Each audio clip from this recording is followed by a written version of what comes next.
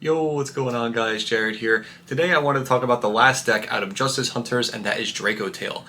As of the day I'm recording this is Sunday, August 17th. This is the Sunday of YCS Vancouver. I do not know what is going to win. I have it pulled up. I've been keeping up with the coverage and stuff. I'm reading the feature matches, and I don't know which deck is going to win. I personally had my belief that Vanquish Soul K9 was the best deck of the format. I'm very adamant about that because of just how that deck feels going second, and you just cannot do anything.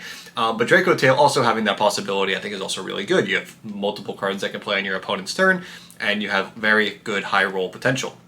Now, out of all of the decks in Justice Hunters, this is actually the one that I was interested in the least. Between this, Yummy, and K9. K9 was my favorite. Yummy I liked because there was a variation that could use with Runic, and it was very simple for what it did. And then Dracotail, like the fusion felt very linear. I know there's versions that use Branded and Shadal and multiple other versions that you could use, but I am keeping this as literally as simple as possible. I really think this is a deck that you don't want to overcomplicate where you don't need to. You want to play a lot of monsters in here.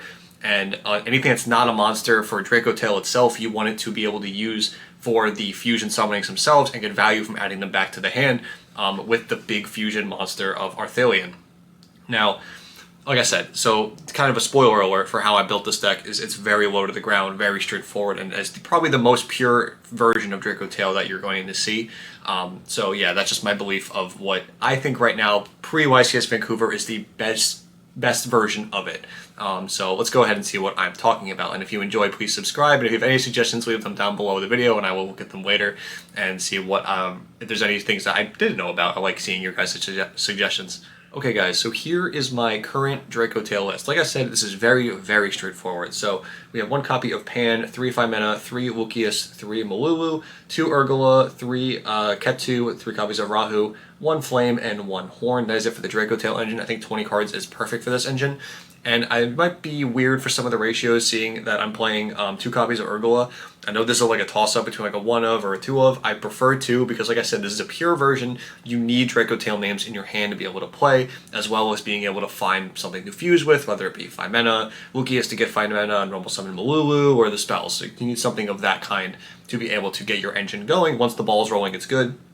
But this is really reminiscent of something that is just abusing the non-engine. And for the non-engine itself, we have a small K9 package. Again, I'm not doing the whole full K9 package. I'm not playing Case. I'm not playing all of the other ones, Lantern and all that nonsense. Just Izuna plus Lupus to be able to make rank 5s on your opponent's turn as just another way to start. Being able to add this back too and then do it again in the future is really good. This pairing up with Zeus is really good. That's not targetable. Again, all these very, very good, simple interactions that you're able to take advantage of in the current meta. 3 Ash, 3 Fua. I'm only playing Fua in here because it's just that strong versus Yummy. If Fua goes down in the metagame, this would probably come out because it doesn't do a lot if you are already playing the game. Maybe something like Fenrir could be in this slot because it's a good, decent engine card, helps break the Yummy board, adds another monster to your hand to fuse, so there's a possibility for that, but just something to consider. Maybe this could be a different hand trap also, like Ghost Ogre or something. Just any form of hand trap that you can use to get back with Arthelion.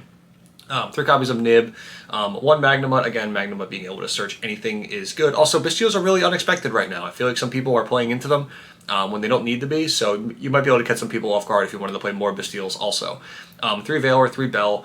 Again, these are cards I want to add back with Arthelion, but the main thing is Bell being able to stop Call by the Grave is huge, because when this card gets called by the grave, it feels so bad. Like you're so behind when 5 Memo gets called by, and it hurts so much. So I think having a piece of engine or non-engine that interacts with that call by the grave, even though it's a 1 of, you would rather not get cheesed out if you don't need to. If you can play an out to it, you can. I like that option. For the extra deck, 3 copies of Arthelion. This is your go-to guy always. 2 copies of Guamel. You can play 3, but 2 is really all you really need. 1 copy of Philia Regis. This is a cool card for later on. You can fuse off your guys you already used or brought back, and then go into this. It's a pretty cool interaction.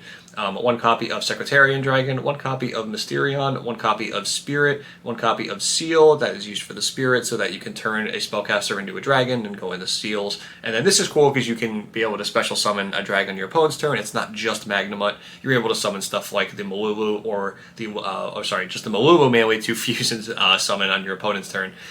Very, very important. Or if you need to get to one of these guys and then fuse, if you have like a 5 mana in hand, you can get the piece that you need to interact with your opponent with off the seal and fuse that way to trigger their effects.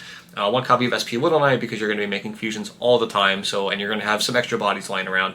You can turn them into an SP Little Knight, and sometimes you can catch people off guard with it.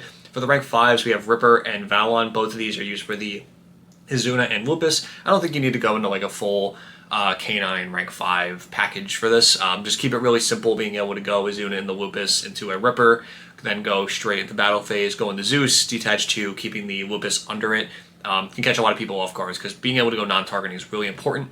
And it can, like I said, it can do a lot. And then the 1 copy of Typhon, again, same thing you can do with Typhon with Lupus, and you can also be able to catch people off guard, and you can play on both turns. So if you have the Typhon, it's not that big of a deal. You're able to like have 5 mana. If you can set up 5 mana in hand, some traps, and then go and do a Typhon line, it's fine. It's not that big of a deal. And like I said, Typhon is kind of really, really heavily like favored right now with how the games have been going. I've noticed there is kind of like a back and forth. Like it's almost a lot of decks are breaking boards. Yummy and Malice are like the 2 decks where like the boards are really hard to break, but everything else, like you're like struggling. Like it's like a kind of like a tug of war on the games, which I like. I'm happy that it's not just like a complete 1-turn blowout anymore.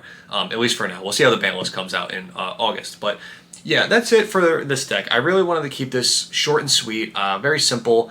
Like I said, I know there's other versions that are high rolly with Dragoon, Winda, Branded, all that stuff, and I just don't vibe with it, to be honest. This deck already has consistency issues. I know some of that raises the consistency depending on how you build it, but usually you have to add bricks in with it. And I feel like I just want this deck to be as simple as possible. Again, Malulu being able to fuse with anything. This being able to get the 5 Memo or Malulu to fuse in the future. Obviously, like being able to get back your non-engine. And then once you get 1 fusion, being able to get Rahu and Ketu, you're on to the races. Like you only need to get 1 fusion off. There is other cards you can play in here, like Called By, Talons, Thrust. All definitely good options that you can play and give a shot. But again, I just wanted monsters. Like I wanted fusion material. If I'm drawing a card, I wanted material. So the only non-engine in here, or the only non-monsters I'm playing in here, is just the Dracotail ones that I feel like are mandatory. Everything else, straight up, is just cards I can use as fusion material. Some people may like that, some people may not, but this is the way that I interpret this deck, at least as of current. We'll see how the future holds, maybe after watching against Vancouver, but that's just my opinion. So again, let me know what you can think down below about Dracotail. Again, this is the deck that I did not vibe with the most out of Justice Hunters. It's just the play style was just not really for me, but hey, I wanted to at least give it a shot, try it out. I have a lot of people who I know are playing this deck, and they say it's really, really good, so I wanted to at least give it an honest chance. So again, I hope you guys enjoy. Leave your suggestions down below and subscribe if you did. And yeah, I'll see you in the next video. Bye, guys.